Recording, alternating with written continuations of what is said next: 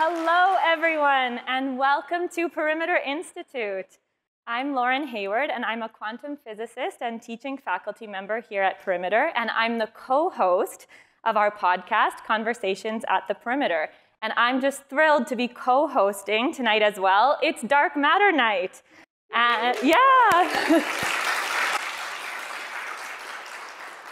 It's not just happening here, it's actually in a kind of superposition, happening in two places at once.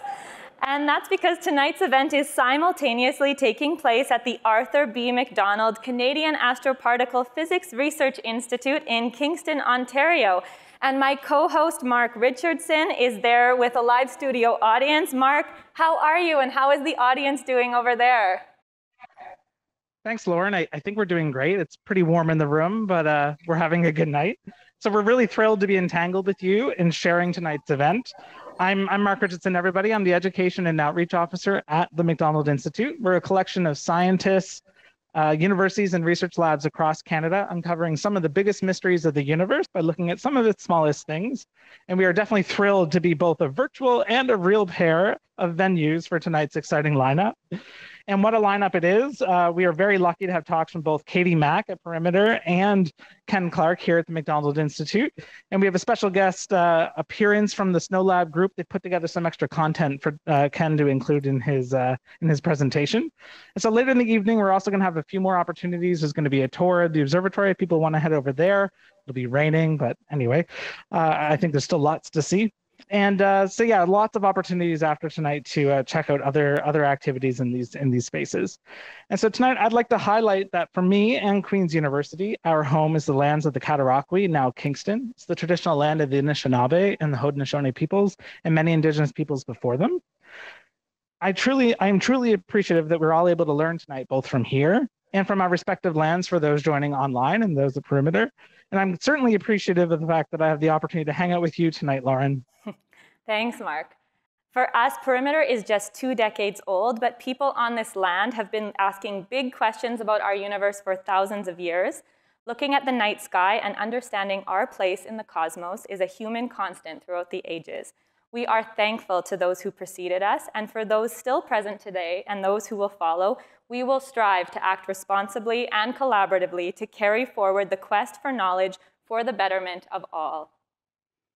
Yeah, and to all of you, I urge you to think of the connection that you have with the land around you and the gift that we have to learn wherever we are, including from the dark skies and longer nights above us, made even darker as yesterday was the new moon. And while I encourage you after tonight, maybe to even explore the website whos.land and learn about the past people who have lived where you live. And now, Lauren, back to you. Thanks, Mark. Before I introduce our first speaker, let me say to those of you watching online around the world, please join us on social media. On Twitter, you can tag @Perimeter or @McDonaldInst, that's @McDonaldInst, because scientists from both institutes are online. And if you have a question for either speaker, you can ask online, and those questions will be relayed to me and Mark for the post-talk Q&A sessions. And now, it's my pleasure to introduce to you Dr. Katie Mack. Katie is a theoretical astrophysicist who holds the Hawking Chair in Cosmology and Science Communication here at Perimeter. She's the author of the book, The End of Everything, Astrophysically Speaking, and has written for a number of popular publications. On Twitter, you may already know her as @AstroKatie, where her smart and witty commentary on science has attracted hundreds of thousands of followers. And tonight, she's your first tour guide of the invisible universe. Please join me in welcoming Dr. Katie Mack.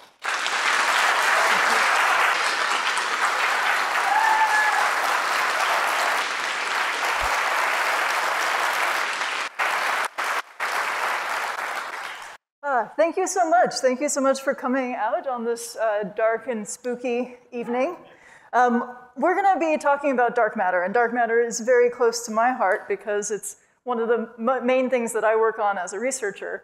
And I'll also talk about how it connects to our understanding of particle physics and the universe. So just to get us oriented here, hold on. We live in the Milky Way galaxy. This is a beautiful view you can get of the Milky Way in certain places. Because we are inside the galaxy, we can't see the whole thing. If we could, it would look something like this. This is our nearest neighbor large galaxy, the Andromeda Galaxy. So we live in this spiral galaxy with stars and gas and dust and black holes and all of that. And when we look out into the cosmos, we see galaxies everywhere. We see an amazing assortment of galaxies throughout the universe. But when we look at those galaxies, when we look at all that structure in the universe, that's really just window dressing. The majority of the universe is entirely invisible. So I'm going to be talking about one aspect of that, dark matter. And I like to use analogies and metaphors when I talk about dark matter and compare it to things that people have a personal connection to. So in this case, I will talk about the comparison between dark matter and the Force. So if you're familiar with Star Wars, then you know what the Force is what gives a Jedi his power. It's an energy field created by all living things. It surrounds us and penetrates us. It binds the galaxy together. So we can go through each of these characteristics of the Force and compare it to what we know about dark matter. Okay, let's start at the beginning. What gives a Jedi his power? Well, as far as we know, there's no connection between Jedi and dark matter. Also, of course, we know that not all Jedi are male, so that clearly doesn't work. What about the next bit? An energy field. So dark matter is a kind of matter, which means it's something that has mass. It has gravity. There is a connection between matter and energy, as we know from Einstein. So it does have energy. So you can think about it in those terms. But really, it's a kind of matter. It's something that has mass, like the other particles that we deal with day to day. Next part. Created by all living things. No, as far as we know, there's no connection between dark matter and life, whatever Philip Pullman says in his Dark Materials series. However, it is true that without dark matter, it would be very difficult for living things on Earth, at least, to exist because of its role in how galaxies formed in the very early universe. So that's one of the things that I'm studying, is the connection between dark matter and galaxies in the early universe. But really, dark matter is something that helped galaxies to form in the first place in the universe. And I'll get into that a little bit more later. Surrounds us. Yes. So dark matter is something that seems to be around us all the time. It's something that galaxies are kind of embedded in. So you can imagine galaxies sort of inside these giant clouds or blobs of dark matter, where the galaxy is just a small piece and the dark matter cloud or blob, or we call them dark matter halos, are kind of engulfing the galaxies. Penetrates us. Yes. So it turns out that dark matter is, it's invisible, as far as we know, it's invisible because it doesn't interact with light, which means it doesn't interact with the electromagnetic force. So something that doesn't interact with light is invisible because light passes through it. It doesn't reflect or absorb light. It doesn't emit light. But if something's invisible, it's also untouchable. Because when you touch something, what's really happening there is the electrons in your hand are pushing against the electrons in that object, and that's the force that you're feeling. So if you don't have electromagnetism, if those electrons don't feel anything, then your hand would pass right through objects. And we think that dark matter is something that doesn't experience electromagnetism, and so it's something that can pass through other matter. So as far as we know, there is dark matter passing through this room right now. It passes through the Earth. It's going through us all. Binds the galaxy together. Yes. This is one of the ways that we first understood how dark matter works, is it's something that seems to be providing the extra gravity that keeps galaxies from spinning apart. And I'll talk about that more in a minute. Dark matter is something that brings other matter together and holds it together. So when you see a galaxy like this in the sky, you should imagine that it's really just a small part embedded in this sort of blob, this halo of dark matter. Okay, so I've just told you it's invisible. I've just told you we can't touch it. So how do we know it's there? How do we see it? So the main way that we learn about dark matter, about its existence in the universe, is by using the fact that it affects how things that do emit light move around. So in this video, you might not be able to see very well the person standing in the center, waving her arms around and moving that fire around in circles, but you could see that the fire is moving around in circles, and that's not something fire usually does. And you can see how quickly that fire is moving, which tells you something about how strong those arms must be, how fast that person must be moving those arms. And so you can tell that there's something causing that movement to occur. You can see the bright thing moving around. And that's one of the ways that we first learned about the existence of dark matter. So this person here, Vera Rubin, there are posters of her, I think, out in the atrium.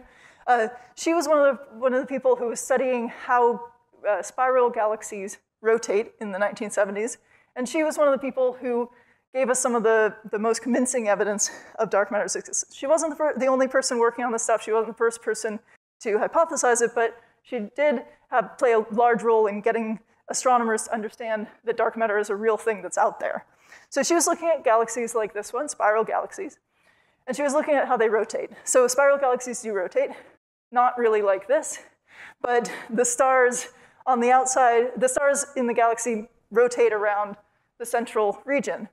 And by looking at how those stars are rotating around the central regions of the galaxy, you can learn something about the gravity that's holding them in, what it is that they're orbiting around. So for example, if you have something like a solar system or an asteroid belt, you have most of the matter concentrated at the center, and the objects orbiting around go more slowly in the center, go more quickly in the center, and more slowly toward the outside, because toward the center, they feel the gravity more strongly, they're closer in, so they can go really quickly without flying away, and on the outside, they go more slowly.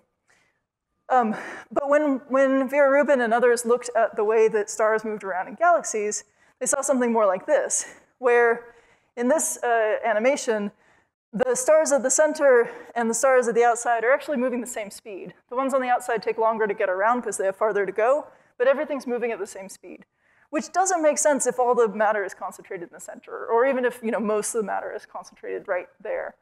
And we can plot this out. This was one of the plots from her paper. So this is the rotational velocity as a function of the distance from the center of the galaxy. And what they found was that as far out as you could see stars, the stars were going about the same speed. Whereas if the matter really were concentrated where the light is concentrated at the center, then it should be dropping down something like this. And so it's kind of analogous to, like, if you see a merry-go-round and there's a big kid pushing this merry-go-round, there's this little kid kind of holding on to the edge, and that merry-go-round goes really, really fast, then that kid, his arms are not strong enough to hold him in. He would just fly off into the dirt, right? But if it's going really fast and he's still sitting there, like, he must have a little seatbelt or something holding him into that merry-go-round. And so dark matter seems to be that invisible force holding the stars within galaxies as they're moving around really, really quickly. And our understanding is that it's more concentrated in the center, and it gets less concentrated on the outside. It's kind of this spherical distribution-ish of matter. But you might ask if there's other evidence, because there are other ways to explain the orbits of stars around galaxies. And there is other evidence. There's a lot of other evidence in other areas of astrophysics and cosmology. I don't have time to go into all of them. I will tell you something about gravitational lensing, though. So there's a demo of this out in the atrium earlier. This is a sort of cartoon illustration of Einstein's theory of relativity, of general relativity, his theory of gravity. So the idea there is that massive objects kind of make dents in space. They kind of bend space around them. Now, this is a 2D representation. Really, we live in 3 spatial dimensions.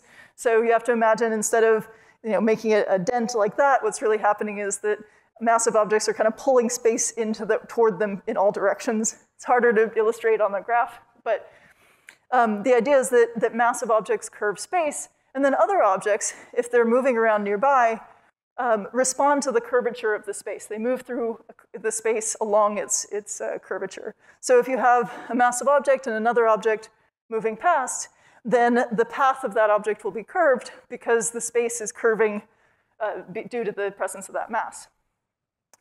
And if you, instead of having a massive object moving past, if you just sort of shine light past something massive, then the light also follows the curve of space. And so you end up with light curving around in that curved space as well. And the cool thing about gravitational lensing is it doesn't care what the matter is made of. If there's matter that's bending space, then space is bent and everything responds to that, even if that matter is invisible, even if it doesn't interact with light. So there's a cool animation of this made by a science fiction author I like a lot, Greg Egan. He writes these extremely nerdy books about science fiction. But anyway, he also does a whole lot of sort of physics illustrations and stuff in his free time. And he made this illustration of what it looks like if a big invisible object moves past a field of stars. So imagine, an invisible object is kind of moving between you and some background stars or galaxies or whatever. Now, you won't be able to see the object, but you'll know it's there. Okay, so when I start the animation, you can see that the background is being warped by the presence of this mass. And as this mass moves along, it's distorting the images of those background objects because the space it's bending the space so much that the light from those background objects is being warped. You're getting multiple images of some of these background objects. You're getting these rings if the alignment is just right. And that's called gravitational lensing. And we actually see that in the sky all the time. There's some amazing images of this. So, for example, this is one from JWST that just came out a few weeks ago. So this is a cluster of galaxies here, and it's bending the space, and you can see these arcs where the background galaxies are distorted by the bending of that space. And if you actually counted up how much mass was in all the stuff that's shining, it's not enough to create that much bending. Right? So when you look at an image of gravitational lensing, it's measuring all of the mass, and most of that mass is invisible mass. And we have tons of images of these where you have galaxies or clusters of galaxies, and they have these really amazing distortions of these background galaxies and multiple images of background galaxies. And if the alignment is really good, you get these giant arcs. And if it's really perfect, you can get a whole circle. It's called an Einstein ring. Sometimes you get a happy face. And in all of these cases, just by looking at the placement and distribution of those arcs and those distortions, you're really weighing the total amount of matter there, and you find that most of it is stuff you cannot see. Okay, so then what is it? We don't know. The usual starting point is something called weakly interacting massive particles. Okay. What we're saying here, so weakly means it interacts with other matter either weakly or not at all. So weakly being either sort of feebly or just via the weak nuclear force. There are a couple of different ways to interpret that. But we haven't seen any interactions with other matter. I'll talk more about that in a bit. Massive in the sense just that it has mass, not that it's really heavy. And particle in the sense that it acts like a collection of particles. It acts like a collection of particles that just don't have electromagnetism. So we usually abbreviate this to WIMP. The name came about back in the day when the other major alternative was massive compact halo objects, MACHOs. So, okay, so what is a WIMP? Well, we know we have a bunch of particles in the standard model of particle physics. So this is the standard model of particle physics. We actually found a new one recently, the Higgs boson, there. So these are the particles, these are all the particles we've ever detected in a particle detector in an experiment of any kind. Okay, so the blue here, these are the quarks. They come in 6 different flavors, up, down, charm, strange, top, bottom. They were named in the 60s and 70s. The quarks are the things that make up the protons and the neutrons, the particles that sit in the centers of atoms. So protons are made of 2 up quarks and a down quark. Neutrons, 2 down quarks and an up quark. Then in the green, these are the leptons. There's the neutrinos, which are these sort of ghostly particles that come from the sun and other stars. Then there's the electron and its heavier cousins, the muon and the tau. The electron is the thing that goes around the atom. Usually it's depicted as a kind of orbit, but when you get into more physics, you find that it's not really orbiting. It's kind of a cloud of electronness around the center of the atom. And then in the red here, these are the gauge bosons, which are the force carriers. They're the particles that mediate the forces of nature. So there's the photon that does the electromagnetism. So photons are responsible not just for light, but for electromagnetic interactions. There's the gluon. That's the thing that kind of holds everything together inside the nucleus. It's the mediator of the strong nuclear force. And then the W and the Z bosons have to do with the weak nuclear force. So they have to do with things like radioactive decay, weak nuclear interaction. Okay, so which of these could be the dark matter? So we could look at what the properties we need to have for dark matter are. So we need it to be massive. It has to have some mass. So that rules out the massless particles in this model. It needs to be long-lived in the sense that it can't be decaying into other particles. It needs to be, something that holds its own. So that gets rid of the ones that have short decay lifetimes. It has to have no electric charge, because we already said it doesn't interact with light. It doesn't interact with electromagnetism. So that rules out the electron and the remaining 2 quarks. And then the final thing is it has to be slow-moving, in the sense that if it's just zipping through the universe all the time really fast, it doesn't collect into those halos. It doesn't bring matter together. So it's called cold dark matter is the usual paradigm. It has to be slow-moving. It has to be kind of sluggish.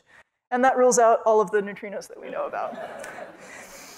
So we're left with a bit of a quandary, which is that we have this standard model particle physics. It's everything we've ever seen, touched, interacted with, detected, and it's none of those. And that means that whatever it is, it has to be something that's in addition to the standard model. It may be one thing, it might be several things, but it's something beyond the standard model particle physics, which is part of why it's exciting, because if we figure out what it is, then we've automatically improved our understanding of particle physics. Okay, so how do we find it? Now, there are a number of different things that we can look for, and I'll kind of talk through a few of those briefly, and then Ken Clark will go through in more detail the detection that he and his colleagues are working on. So the problem is that, I said it's sort of untouchable. That means that when dark matter and regular matter kind of go past each other, they tend not to interact. But there's a chance that every once in a while, there will be some interaction between dark matter and regular matter. Maybe they have some interaction via the weak nuclear force. Maybe it's really, really rare, so much that it doesn't show up in our sort of astrophysical observations. In which case, there's got to be some kind of interaction that could happen between these particles, right? And so we usually draw interactions kind of like this. So if you want to look for dark matter through direct detection, you kind of read the diagram this way and wait for a dark matter particle to bump into a regular matter particle, and the regular matter particle comes out. So what we'd actually see, since we can't see the dark matter, is we'd see a regular matter particle bounce off something invisible or be bumped by something invisible. That's kind of what they're looking for with direct detection. Then you can think of maybe reading this diagram a different way, right? So if there's some interaction that connects these things, maybe it connects them in a different way. Maybe you can have a situation where 2 dark matter particles come together, annihilate with each other, and regular matter comes out the other side. And this is something that some theories of dark matter have in them, that dark matter can annihilate with other dark matter and create regular matter. And that gives us the option of indirect detection, which is where we look into the sky and we look for the sudden appearance of high energy particles from places where we don't expect them to come. Because when this interaction happens, when the dark matter turns into regular matter, what we would see is just regular matter appearing, high energy particles, or sometimes gamma rays because of the conversion of high energy particles into gamma rays. But if that can happen, then if it can happen this way, then you can expect that it should also be able to happen the other way. So regular matter particles should be able to come together and create dark matter. And that's the idea behind the production method, where we're looking for the production of dark matter in particle colliders. And so what we would see there is that we would see that we'd smash our particles together, and they would seem to disappear. There'd be missing energy in the collision. So let's kind of sum up where we're at with all those things. So direct detection, it's inconclusive. Hopefully Ken Clark will tell you a little bit more about this, but there have been a few hints, but so far it was nothing really convincing. Indirect detection, also inconclusive. We've seen a few places where there's extra stuff coming from things in the sky we didn't expect extra stuff to come from, but there could just be astrophysics we don't understand. And then production, there's been no signal. We haven't seen anything in those colliders. However, the astrophysical evidence for dark matter is really very, very strong in a lot of different regimes. And so where we sit is this. We can make a pie chart of what the universe is made of, okay? And we can do this by studying the amount of dark matter we see out there, the evolution of the cosmos, a lot of different parts of cosmology. And it tells us that about 27% of the universe is dark matter. It tells us that about 68% of the universe is dark energy, which I didn't get into. It acts kind of very differently from dark matter, but it's most of what the universe is made of. And then there's this little 5% slice that I've labeled atoms here. And that contains the entire Standard Model of particle physics. Everything we've ever seen, touched, interacted with, detected in an experiment. And that means we have this fantastic opportunity by studying dark matter to massively increase our understanding of the universe and also massively increase our understanding of particle physics. So I'm out of time. I will leave it there. And I'll take some questions, and then we'll move over to Ken's talk. Thank you.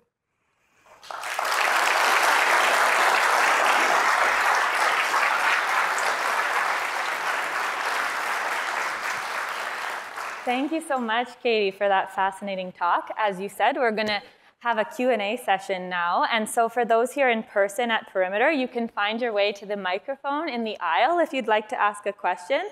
For those at McDonald Institute, you can raise your hand and someone will bring a microphone to you. And we're going to start with a question that was sent in online. So I really like this one because I think it might have a tie-in with your book, Katie, The End of Everything. So the question is, what do you think might happen to all the dark matter at the end of the universe? Oh, that's an interesting question. What will happen to dark matter at the end of the universe? So I actually worked for a little while with a student thinking about this question about how dark matter would sort of evolve into the far, far future and what we would see. And my understanding, I mean, we don't know what dark matter is, so we can't be sure about this. But if dark matter is something that annihilates, then over time, that dark matter in halos would annihilate and turn into regular particles, turn into radiation through a cascade, and eventually sort of spread its energy out through the universe, just as everything else will. So as the universe evolves, you know, the stars will burn out, the galaxies will sort of fade, black holes will evaporate, and dark matter over time, the amount of dark matter will decrease if it is something that annihilates, because then it'll turn slowly into a sea of high energy particles and radiation. So that's our best guess at the moment for what dark matter will do. Amazing, thanks. Let me just encourage our live audience again. If you'd like to ask a question, please make your way to the microphone. Mark, do we have any questions from your audience over there? I'm seeing you. Okay, maybe I'll go to, oh, we have someone approaching our microphone here in person. So please go ahead, introduce yourself and ask your question. Hey, I'm Justin. Earlier you mentioned that there are certain fundamental particles that are short-lived and decompose. What I'm wondering is, what do they decompose into? Is it just energy, or how are they short-lived in that way? Yeah, that's a great question. So it depends on the particle. So in general, what they'll do is they'll decay into a lighter particle that they have some interaction with. There are other kinds of interactions that can happen. They can decay into different kinds of channels. So for example, when the Higgs boson was detected at the Large Hadron Collider, it wasn't the Higgs boson that they saw. It was the decay products of the Higgs boson that they saw. And they saw different kinds of decay products. So they saw, you know, gamma rays. They saw some quarks and things like that. In the case of the quarks themselves were also not really stable. They saw other things that came out of that. So so it depends on the particle and sort of what its interactions are with the other particles. So pretty much what you're saying is that it will keep on decaying until it reaches a more stable state? Yeah, so it'll decay until it gets to something that doesn't decay. So generally, we don't think that protons decay at any very long, or for a very long time at least. And so a lot of particles, so like if you leave a neutron alone long enough, it'll decay into a proton. But there's yeah, so it'll just it'll decay into whatever the sort of most stable part of that part of the Standard Model is. Thank you. Sure. Great. Hi, my name's Brenna. I have 3 questions. Number 1, you were talking about the lifespan of dark matter. Approximately how long is it? So the lifespan of dark matter. So it depends on the kind. So it depends on the kind of dark matter. So because we don't know what it is, we don't know how long it'll last. If it's a kind of dark matter that annihilates with itself, because so some kinds of particles theoretically can be their own antiparticle, which is kind of weird, but that's apparently something that dark matter might be able to do. If that's the case, then when the 2 dark matter particles come together, they would annihilate, but otherwise they're stable. So when I mentioned that the dark matter would, you know, annihilate eventually in the distant, distant future of the universe and decay away, then what's happening there is it's because there's concentrations of dark matter where you can have that annihilation happening. There are other models of dark matter where it does legitimately decay into something else. So some models of dark matter have it decaying into like X-rays and through some process. And so it varies by what the dark matter is. Okay. My second question is if there are different types of dark matter. I know you were talking about there being kind of roughly 2, but would that have anything to do with how they bounce off of each other as well? So we don't know if dark matter is one kind of thing or a whole bunch of different kinds of things. In the diagrams, I was kind of trying to depict a kind of dark matter where it's its own antiparticle, so it sort of can annihilate with itself. But there are other ideas where you have a whole range of different kinds of dark matter that are kind of at different densities throughout the universe. There are some kinds of dark matter theories where you have 2 different types of dark matter that interact with each other in certain ways. So it really varies. And we don't know if it's more unreasonable to hypothesize a single kind of particle that we can't see or a whole zoo of particles that we can't see. Like those are, depending on who you ask, those are sort of equally extravagant hypotheses. Mm-hmm. And my last question is, if the universe can grow, will the amount of dark matter also slowly get larger? So as far as we know, the universe, the growth of the universe, the expansion of the universe is really just the sort of empty space getting bigger, and all of the stuff in the universe, it's the same amount of stuff. So it's just distributed over a much larger space in that scenario. So probably not. Probably the dark matter is just diffusing just like everything else. Okay, thanks. Great. And next, Katie, we have a question on our end as well. Yes, we have a question from the McDonald Institute. So Mark, over to you. Is there a relationship between black holes and dark matter? That's a great question too. So there are some hypotheses for dark matter where it's made of tiny black holes. The idea is that there are some scenarios in which tiny black holes are formed in the very early universe. These are called primordial black holes.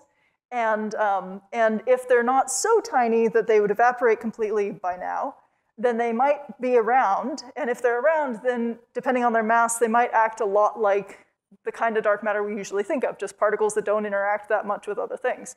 If they're too big, then they can mess up galaxies. If they're too small, they evaporate. But there's a middle ground where they don't do a whole lot dynamically. They don't mess up galaxies too much. And they also don't evaporate. And they don't pull in a lot of matter because they're just little. And in that scenario, in that sort of little mass range, kind of somewhere around an Earth mass where the size of the black hole would be like this big, we wouldn't be able to necessarily tell them apart from other ideas about dark matter. So it's possible. It's not the favorite idea for what dark matter is made of, but we don't know for sure. Great, thanks, Katie. I think we're going to take one more question. So let's take one more from our live studio audience here. Hi, I'm Madeline. Hi. Is there any particular quantum mechanical aspects of dark matter that's special? For example, symmetries, any hidden symmetries or something like that? Yeah, it's a great question.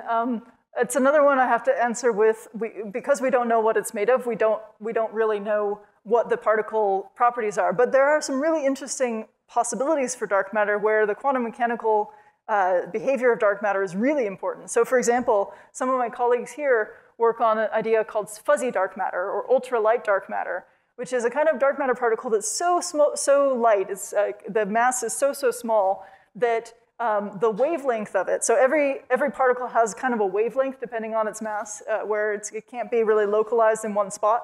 And if it's a small enough mass, then the wavelength is so long that it can't fit into a galaxy.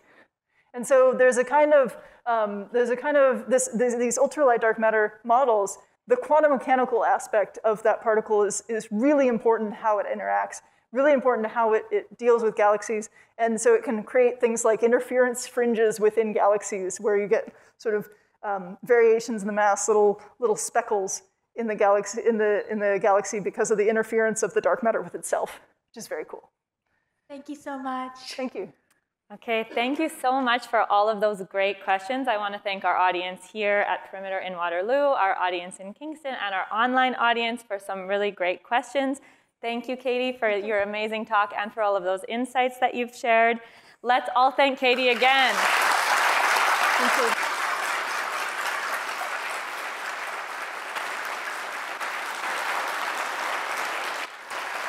And now let's hand things over to our colleagues at the McDonald Institute. Over to you, Mark.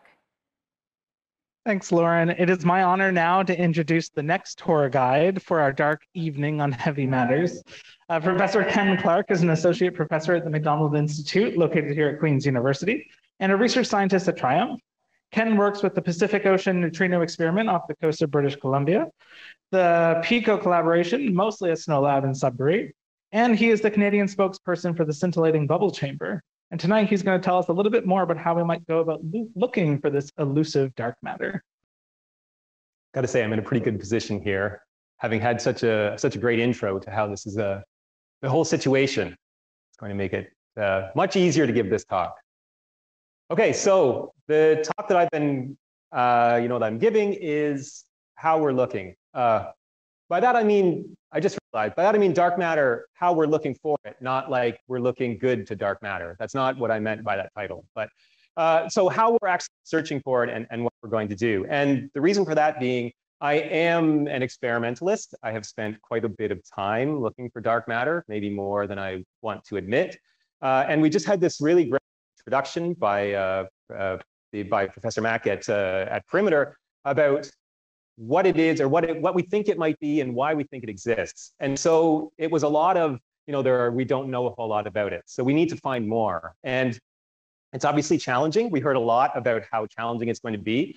But instead of just kind of giving up and crying, we're going to try to start by making things, looking for different ways in which that we can detect it. So we don't know very much about dark matter. We don't really know how, we don't know what it is. As we heard, we don't know how it's going to interact. So we're going to search widely. We're going to open our field and use a number of different methods to try and find out what it is. So in doing that, the colloquial way of thinking of it, there's basically three kind of categories we're going to use. So those are, we can make it. So that's one of the things that we can do. We could break it, and obviously, this is going to be another one that rhymes. We can shake it. Also, side note, this is the high quality of animation that's going to occur throughout my slides, so buckle up. I'll expect Pixar to be calling. But these are the three kind of general methods that we're going to use. We can make, we can break, and we can shake. And I'm going to go through those one by one and try and give an example and talk about how we're going to use it to find each one of them. So the first one is make. This is kind of the one that everybody thinks of when they think particle physicists. What we're going to do is we're going to take something that we know, particles that we know, electrons, protons, neutrons, maybe some light atoms, things like that. We're going to get them going real, real fast, and we're going to smash them together. And we're just going to see what comes out of that. There is some, this is more than just fun and a fun idea. There is some logic behind this. What we can do is we're providing kind of all the building blocks in terms of the energy that we need. And so if we provide all of this energy in a limited space, then essentially anything that can be produced eventually be produced. In terms of, if we keep running this long enough, we should have all the possibilities for things that could come out. And that includes dark matter.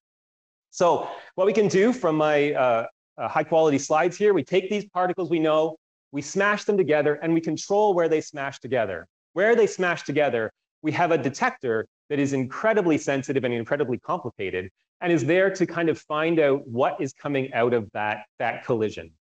So I just want to take a brief second to talk about this plot. So essentially with this plot, what you're doing is, this is one of the events from the ATLAS detector at CERN. So what you're seeing is you're essentially looking down the collision point. So the two particles that we just saw expertly animated going around are coming into the screen and out of the screen, and they've met at the screen. And what we're doing is we're seeing the spray of particles that's all coming out. So you can see there's different layers of detectors, and they detect different qualities about the particles, but we're using those to detect all the particles. So this is the kind of thing that we're doing. So it has advantages and disadvantages. One of the disadvantages, obviously, it's kind of difficult to produce the energies that we need. If you have a few $1 billion lying around, you could start building one of these accelerators and trying to figure out if you can do it on your own. And the other disadvantage is that the analysis is really challenging. I'm going to get into a little bit of that in the next slide. But there is precedent for doing things this way. I mean, this is how the Higgs was recently found. We just kept smashing things together and looking at what came out. And then eventually you can identify that there's something there. Excuse me. So I wanted to talk just a little bit about what we're doing, because all of you just heard this great talk about how rare it is that these particles interact. And you're thinking to yourself, OK, fine, Professor Clark, I kind of believe you. You can smash things together and make them. But how could you possibly detect them? That is the trick to the whole thing. So you can't detect them. All you can do is realize that something is missing from your collision. And that's what's shown in this here. You can see that on the picture going off to the right, there's a couple of events. There's things going on. It's hard to read these plots, but they gave the nice cones showing what's happening. So there's something happening that's going on there. But there's nothing coming off to the left.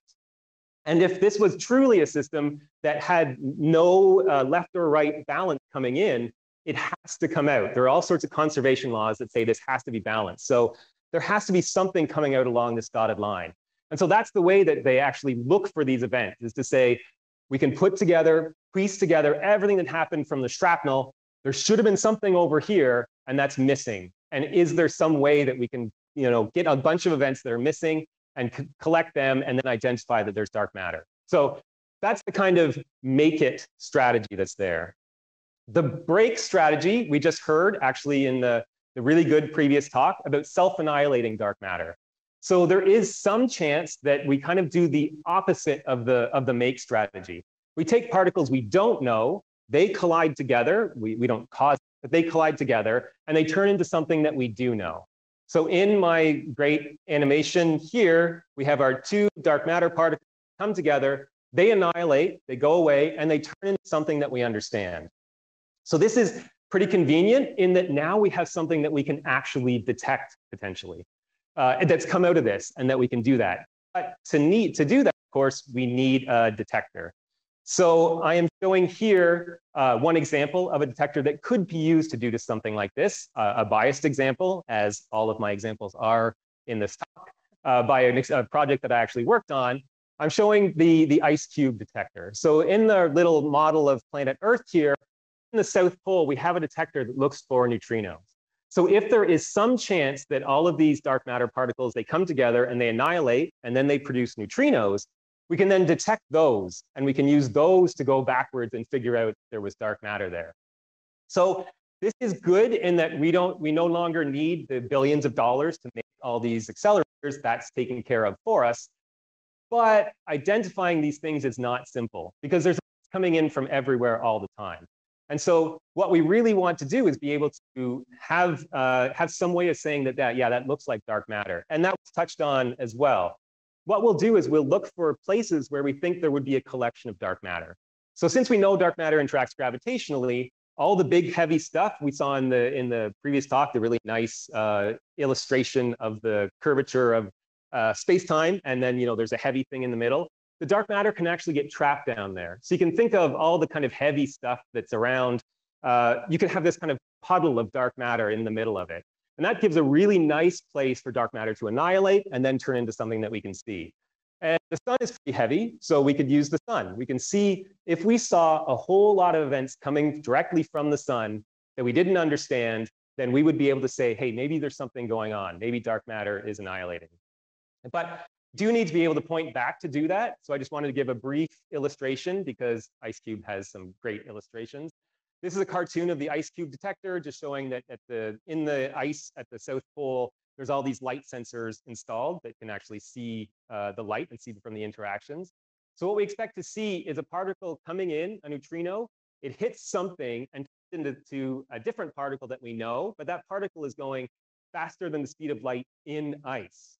So it's producing light along its path, and we use that light to be able to trace backwards to where it came from. So you can see in this event, particularly, you can trace back along that line and say, yeah, we know exactly where that neutrino is coming from. And that would give us to say, hey, all of these neutrinos are coming from the sun. There's something going on there. Maybe we should look at it, and maybe it's dark matter.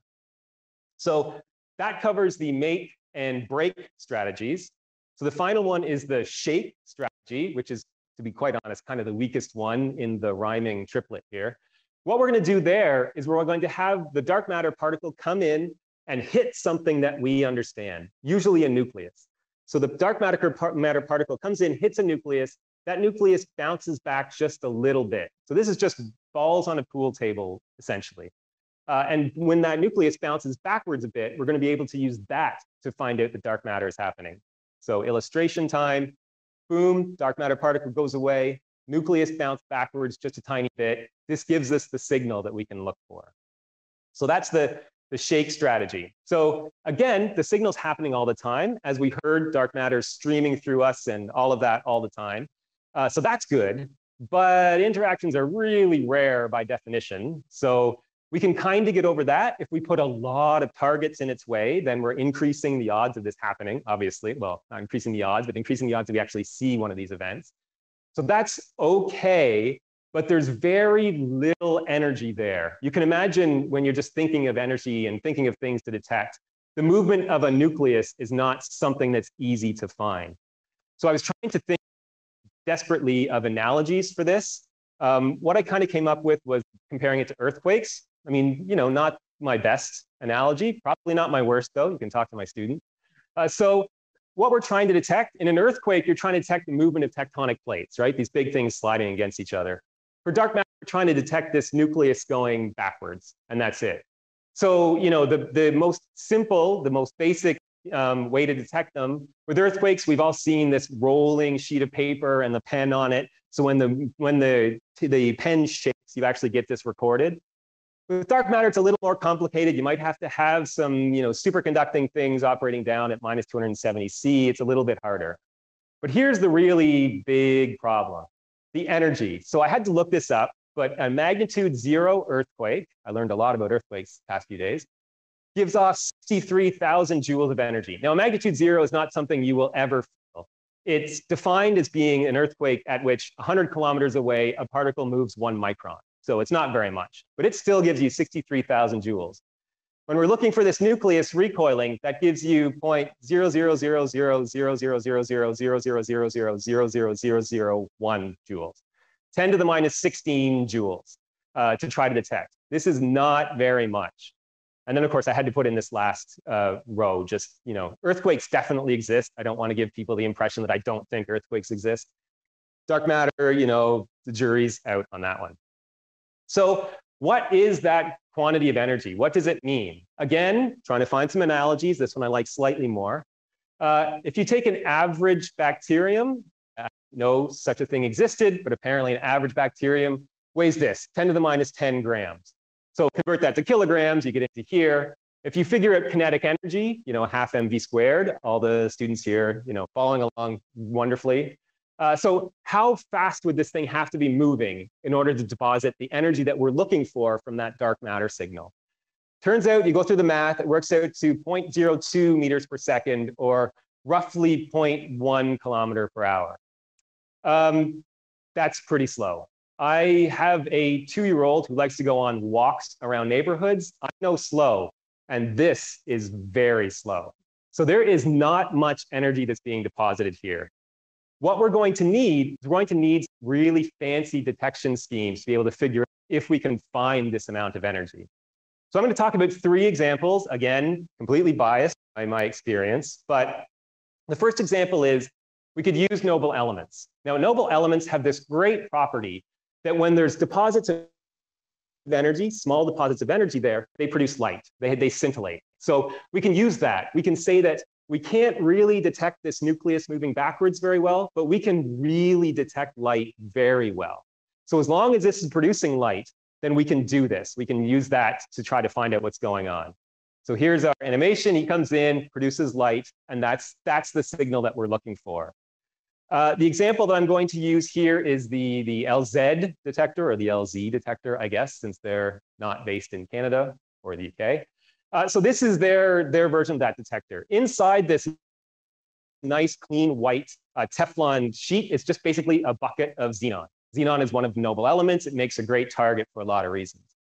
Now, all along the bottom here, oh, I do have the mouse, nice. All along the bottom here, these are what are called photomultiplier tubes. So they take in like even just single photons and turn it into an electrical signal that we can detect. So you take your bucket of xenon, you put all these photomultiplier tubes on the bottom and also on the top for a slightly different reason. But you do that, and then you can detect the light. So by doing so, we've changed this little nuclear recoil into light. We know how to detect light. Everything's good. And then LZ can go on and do their detections. Another thing we could do is we could use really, really cold detectors. I mean, very cold. As I said earlier, operating at basically almost minus 273 Celsius. So extremely cold detectors. What we're looking for there is that same particle to come in and cause that nucleus to recoil. But then two things will happen. One is that as the nucleus recoils, some of the electrons or some of the electron cloud is going to be left behind. So it's going to be separated from the nucleus. And we know how to detect electrons or electron clouds. We know how to do that very well, so we can use that. The other thing that we can do is because this is so cold, and because you have a really nice lattice of particles in here, that little recoil is going to cause a vibration in the lattice. And that vibration to change the temperature of this very slightly. So if you have an extremely sensitive device that measures temperature, you'll be able to see not only that there's been electrons produced, but also that the temperature went up just a little tiny bit. So that's the signal that we're looking for here. So your particle comes in, produces electrons, you pull those down, you make those go to your electron sensor, and it causes this vibration, which you would detect on the detector as well. The example here, again, my experience bias, is the CDMS, the cryogenic dark matter search. So this is a picture of one of their detectors. It's like hockey puck size, maybe two hockey pucks on top of each other, of solid germanium. So a very clean, pure material. And that's going to be able to give us this reaction. They instrument one side with these electron collectors, and they instrument the other side with extremely sensitive temperature detectors. And doing that, you're able to see the signal that's come from the dark matter coming in. The last example I'm going to give is you can use superheated liquids. So if you have a liquid and you manage to have it in a container and take it above its boiling point, that means that any small deposit of energy can actually cause that to boil. So this is a great way of kind of amplifying what's going on. So your dark matter particle comes in, causes this little boiling, and then the boiling expands as your detector boils. We watch the detector, we look for these interactions, we see what's going on, we can also listen to it. And so this gives us another way that that little deposit, that tiny recoil, has been changed into something we know what to do with. So example here is the Pico detector, which I also work on. This is the most recent generation of the Pico detector, Pico 40. You keep your superheated liquid in the center part here between two very clean, very expensive fused silica jars. And those are so smooth and so clean that you're able to raise the temperature of your liquid up above its boiling point. And it will just sit there and wait for one of these particles to come in and give you a nice deposit of energy. Not shown here, although they will be shown in a little bit later, are the cameras that we use to watch it, the microphones that we use to listen to it, all of the things to do the detection itself. This is just the internal guts, and I just use it because it's just a really pretty picture. We still have kind of a big problem. I told you that this situation that we have going on, right? Super simple, nucleus goes backwards, tough to detect, but maybe we know how to do that. I might have convinced you. But what we really have is something that looks more like this. There's stuff going on all the time, and you have to sort out what's happening to try to figure out what's going on with this, and to distinguish all of the other things happening in your detector from the one recoil that you want, the one nucleus movement that you want that was caused by dark matter. Collaborations do this in very different ways. They work very hard in order to do this. I've shown 3 examples that correspond to the 3 examples that I gave earlier. In the top left here is what you get if you have like a noble detector. Basically what you do is you look for the scintillation that happens when you first have an interaction, and then you take those electrons that got forgotten, you force them to come up and make them scintillate too, and you look at the amount of light produced by each of those reactions. And the different ways of causing an energy deposit produce different ratios of that. So that gives you a way to distinguish between what you want and what you don't want, which is a lot of stuff. For cryogenic detectors, you already have two methods of seeing things. You have the electrons, you have the heat. Balance those two and say that the way that we want, if we have a real nucleus moving backwards, it looks different in those two ratios. And then if you have a superheated droplet detector, like the PICO detector, or superheated liquid detector, like PICO detector, I back to about 15 years ago there, mistakenly, you can actually listen to it. And it turns out the different ways of generating this sound actually cause, they are generating this nucleus movement sound different. And so you can separate out that way. And this is the part that really kind of blows my mind. Yes, it's hard to detect things. Yes, looking for a nucleus moving just seems like it should be science fiction and not possible, but being able to separate out why that's happening is pretty incredible to me. So collaborations spend a lot of time trying to do this. So we would say if only there's somewhere that we could go, that we could put our experiments, that we wouldn't have to deal with some of those backgrounds. So clearly I'm leading into the next part of the talk here, which is SNOLAB. So SNOLAB is a facility that it's deep underground science facility. It's somewhere that I'm familiar with, having worked there for a long time and actually having been worked at the SNOLAB facility for 1.5 years in my career. So where is it? It's just a short 4-hour beautiful drive north of Toronto. You go up just outside of Sudbury. There's the SNOLAB is housed.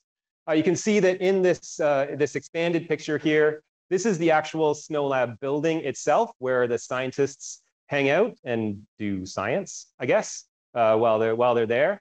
The only thing you can really see of the mine is this green kind of tower here.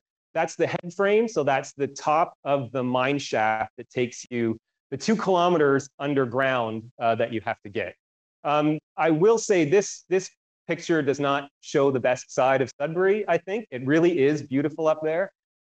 This great kind of Canadian Shield area and lots of lakes and not just this. So SNOLAB it's a big thing. There's like 1,000 users, a bunch of institutions across many countries, which is good. And we go underground. We do all of this work to get down there for this reason.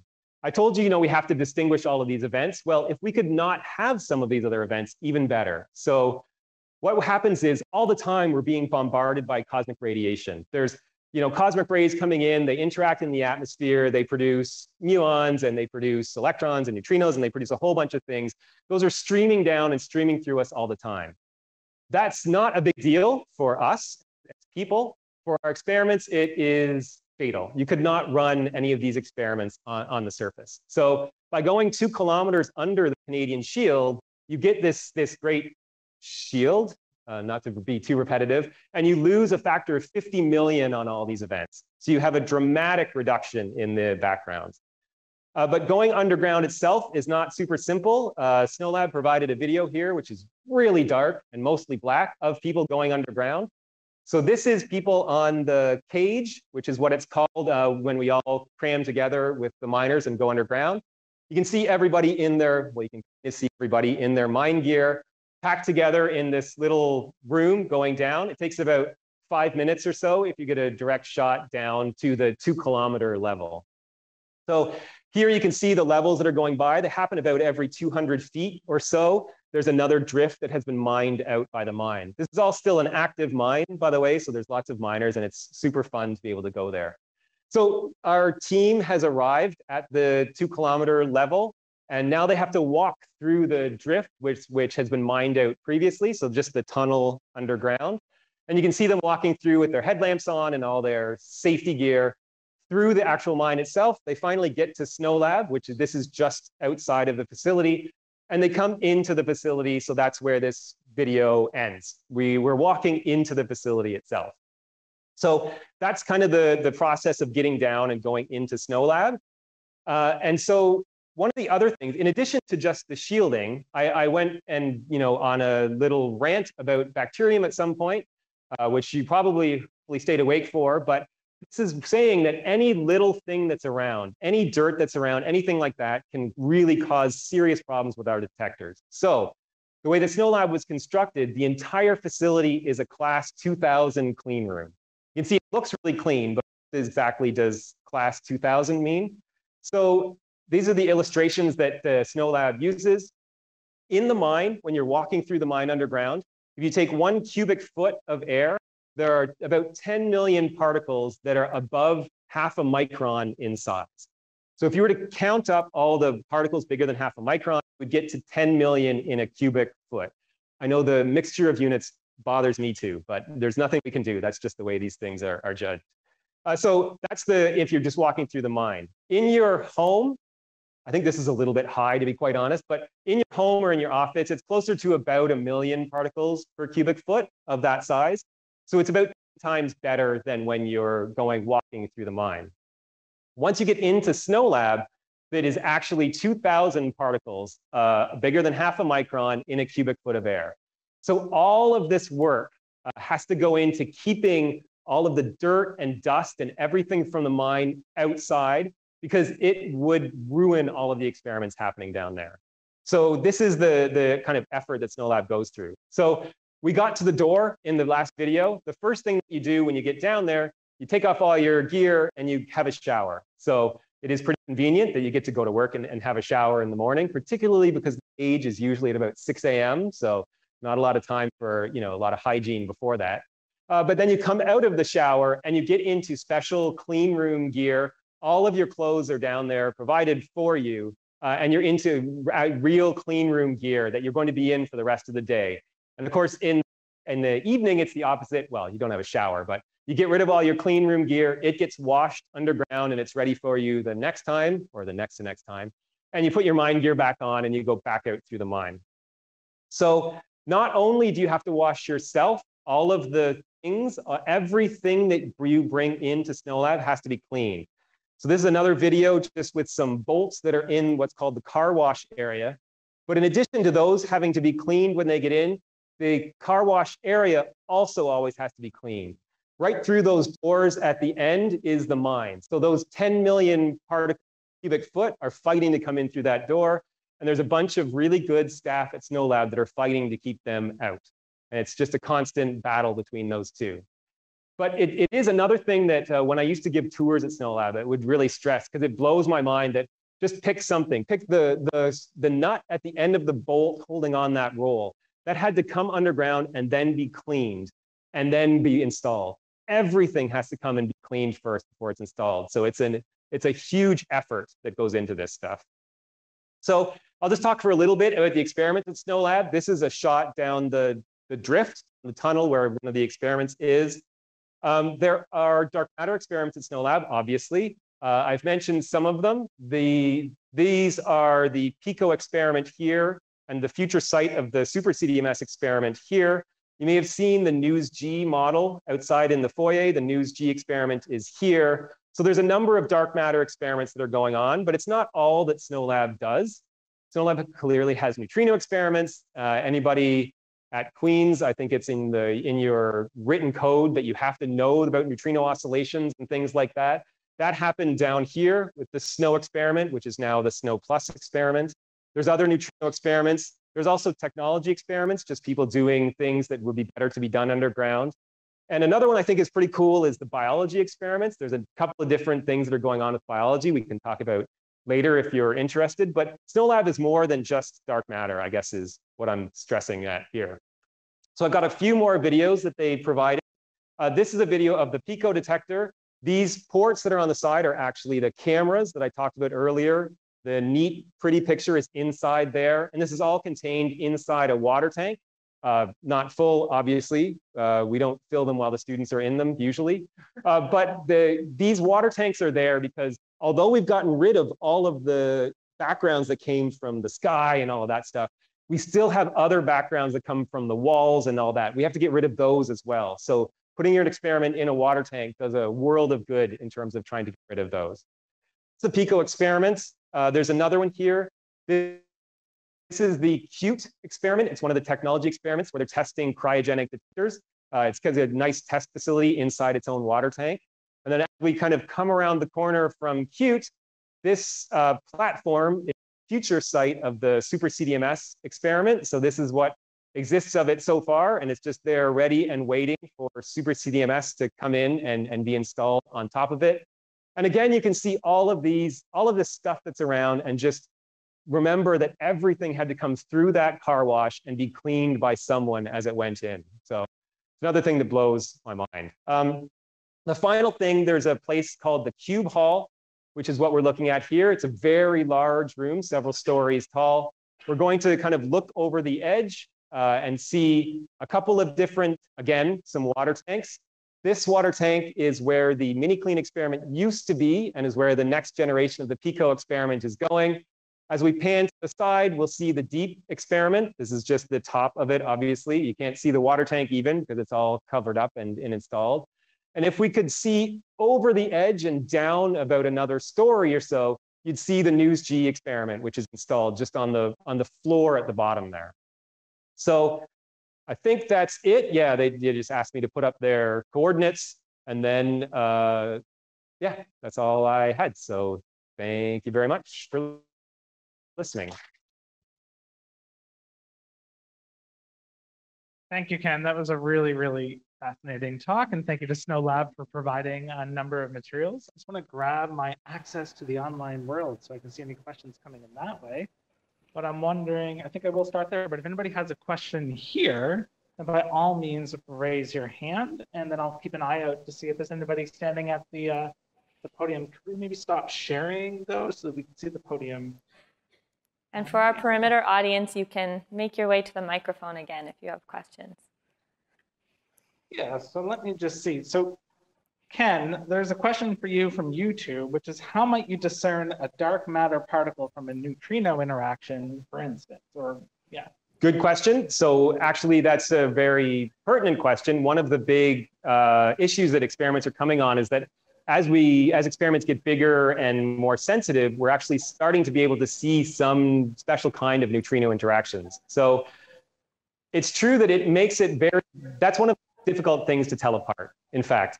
If we get down to the area where we're seeing a lot of these neutrino interactions, it's going to be problematic for trying to distinguish if there is a dark matter signal on top of it. There are things that people have proposed. One of the really neat ideas that has fallen maybe a tiny bit out of favor, but is that if you could actually, instead of just seeing that energy deposit, if you could find out where it's going, then you could do something like IceCube did. You could track backwards and see if they're all coming from the same direction. If that direction shifts throughout the year as we move around, there's a lot of different things you could do if we would be able to have the detection. Now, there are experiments that can do this. So far, they're very small. So maybe the next thing to do is to think about sizing up those experiments or finding a different way for existing experiments to be able to figure out which way that nucleus is actually moving. Oh, yeah. Yes. We have another question in this room. Go ahead. Hello. I have a question about the interaction of the dark matter with the matter in the sense. Mm-hmm. In the sense, you are considering that when a dark matter interacts with matter, would have a kind of a scattering, and this scattering would provide energy that would be found by the scintillator, or this scattering would cause like the phonon dispersion that would give it the signal to the scintillator. So essentially what happens is that what we're expecting to see is that the dark matter particle comes in this scenario. Let's say that it happened. The dark matter particle comes in, it deposits that energy, and then some really complicated chemistry happens. But it's really the movement of the nucleus and the energy deposited from that scattering that causes the scintillation. So the dark matter particle itself has nothing to do other than causing that first recoil, the first movement of the nucleus. I think that was the question you're asking. Yeah, and another question, because you are considering that the nucleus is moving, but in the sense that normally all the nucleus in the material is moving, and they have like this kind of quasi-particle known as phonon, that is the collective excitations of the particles inside of material. How the this dark matter could interact with these funnels in the sense that would be not interact with the nucleus, but with these movements of the particles. So it's true that I have talked strictly about nuclear recoils. That's not necessarily the only way that we can detect we could potentially detect dark matter. It could be other things recoiling. It could be, for example, electron recoils. It could be a lot of things. But interacting with the kind of excitation in the atom itself is not generally one of the ways. You can create kind of virtual phonons through the vibrations that I talked about with the super CDMS detectors, that kind of thing. But that's the kind of the major way that you would be able to detect them that way. I hope that answers your question, but if not, I'm happy to talk to you again later. I want to ask if there's any questions over at Perimeter. We do Anybody have one lined up at the microphone? We have one question. Please go ahead. I'm Brenna, and I have two questions. So the first one was about your shake method of discovering dark matter. You mentioned that you were going to be using a nucleus. What were the reasons, other than just that you could detect it, that you picked it? Could there be other materials that you could use? So we look particularly for nuclear recoil, so for the movement of a nucleus, for a number of different reasons. Some of them being that since we don't know exactly how the dark matter interacts, how it actually, how it exchanges the energy, the nucleus gives us a really good situation in which there's a number of different ways it could exchange the energy. So in this, I'm kind of talking my way around using the spin of the nucleus versus the mass of the nucleus. If the dark matter kind of interacts with the mass of the nucleus, we want something big. So a nucleus is a coherent entity that is fairly big, has a lot of mass. So that gives us a big target. But a nucleus can also have an effective spin, which then if it interacts with spin, then we could actually use that instead. So there are a number of different ways. But as I said to this other question, looking for just the nucleus is not the only way. There are other ways. It just happens to be in the methods that I talked about, the way that we're doing it. Mm-hmm. A little bit later on, or my second question is, when you were talking about the cold sensor that you were using for detecting dark matter, how much would it vibrate when dark matter passes through it? Oh, yeah, great question. And it also gives me the chance to kind of wax not so poetic about these detectors. The way that these things work is absolutely amazing. Essentially what you have is you have a piece of metal on the top of it, which at this temperature is superconducting. And any small temperature change, we're talking into the kind of, millikelvin range, will actually cause that to transition from superconducting to non-superconducting. So in doing so, you're able to say that you had this very small temperature change. So a millikelvin is 1,000th of a degree Celsius, that you can detect that kind of level of change for this thing, which is another amazing thing about these detectors that I'm really glad you gave me the chance to rant about briefly. Thank you so much.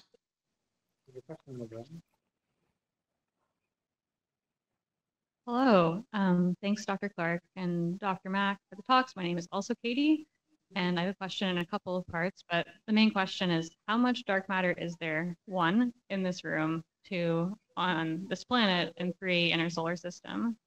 Wow, okay, this is some pretty good question. You're gonna try to make me do some math and remember some numbers right in front of you. So the number is 0.3 GeV per meter cubed, I think. So in this room, there is some energy. Now, how many dark matter particles are in this room, of course, depends on what the mass of each one of them. So we might know the kind of energy density of the particles in this room. And the same thing goes, unfortunately, for all scales. I'm going to cop out of all of them the same way. But we know the kind of energy density that's going on there. But what we don't know is how many particles that makes up. Because we need, there are a number of different ways we could do it. But we need some other way of being able to figure out just the mass of each particle individually to be able to say how many are here. Yeah, of course, as Professor Mack said in her talk earlier, there are ways that we can tell how much dark matter is in galaxies, right? We can see the spinning of these kind of things and that sort of thing. And I don't know the number for ours particularly. I apologize. There's a question online I'd like to ask, which is underground at SNOLAB, what happens if someone has to like sneeze or cough? Do they have a special coughing area? It would be pretty great if there was a special room that you had to go to every time you had to sneeze or cough. No, people go down there and you're able to, work normally, breathe normally, do all of that kind of thing. And you can still sneeze and do all of that stuff. Essentially, the reason that it's able to stay so clean is that there's a lot of air changes. We've all perhaps learned a little too much recently about circulation of air in rooms and that kind of thing. SNOLAB is particularly good in that the air in the entire lab is turned over very frequently and passed through filters. So if you come in and you sneeze, the products of your sneeze will be filtered out of the air quickly. And I apologize for having said that. I feel gross about it. Maybe it is time for one last question over at Perimeter. Yeah. So one of the things you mentioned that we're trying to detect here is if dark matter is bonking into a nucleus, right, and making that nucleus move a tiny little bit. That's dark matter interacting with regular matter, which from what I heard before, I wouldn't have thought that was possible because dark matter doesn't have an electrical charge. So how does that work? Right. So that's absolutely true. And it was, I think, described very well by Professor Mack in her talk. So it does not have an electrical charge. We know it doesn't interact electromagnetically. So in the same way that we think of things bonking into each other, like I said something about pool table and balls, it doesn't work that way. But in the same spirit, there are other ways to exchange energy. And so one of these is through the weak interactions. So instead of being something that, exchanges photons that we're essentially doing every time we knock on things, you're going to exchange things like a W particle or a Z or something like that. So it's not the same way that we think of things interacting in kind of the macro world. In the atomic scale world, you can have different exchanges that aren't ruled out. And in fact, that weak interaction is the W in the weakly interacting massive particle that was mentioned earlier. So that's the interaction that we're looking for to happen, not the kind of usual electromagnetic interaction, but a weak interaction that happens there. Thank you. No problem. All right, I think, is there one last question there? I think we do have time for just one more if you wanted to ask your question.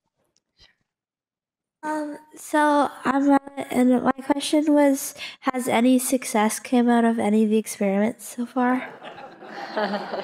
Oh boy, the last question is the knife through my heart of my entire career spent doing this. No, that's a really good question. No, there has been no success so far. There have been maybe a few cases that thought that they might have seen something, but nothing has ever been backed up. So we can always look forward to the future when there will be success in these things, and we will be talking. Maybe in the future dark matter days, we'll be talking about what it is rather than how we're trying to find it. But good question, even if slightly painful. All right. I really do want to thank both Ken, and I want to thank Katie, and I want to thank the SNOLAB crew just for sharing all of their fascinating work here in the field of dark matter. Before we kind of announce a few other opportunities here in-house, I do want to basically sign off McDonald Institute from the feed and hand it back to our partners at Perimeter. Thank you. Thanks, Mark.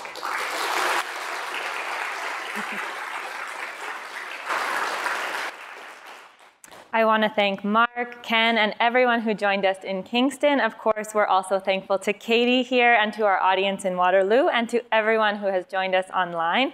It's been a pleasure to finally welcome back a live audience to Perimeter after such a long hiatus, and we hope to see all of you again soon.